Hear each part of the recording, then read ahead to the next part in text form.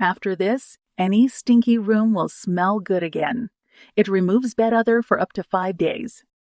So guys, the first thing we're going to need for this step is a glass container. If possible, choose one with a lid. So next, we're going to need some cotton. I'm using this one, but it can also be the ones in the shape of little balls. So go ahead and line the entire container with cotton. We're not going to fill it up, but let's put a really good smell. So let's put it here.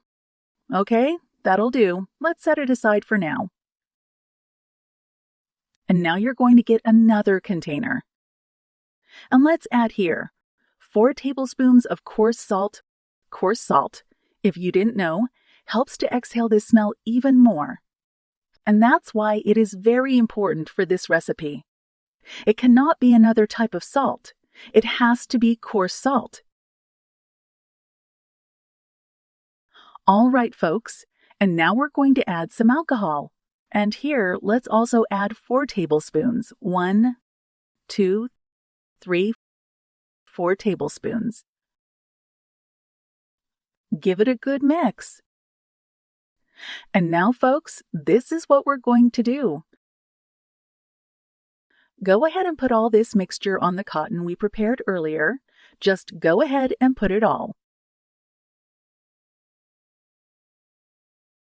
No problem. Now let's spread it, well, to make sure it's even. And it's ready. I like to use this brand right here, but you can use Order if you don't find it. There are different fragrances with different smells. My favorite ones are the lavender in this one, which is the one I'm going to use here. Feel free to pick your favorite smell, but make sure to pick a good quality essence, and you don't need to use too much for this. Just a few drops because those essences are very concentrated. Okay, that's enough. Now I'm going to add some cloves.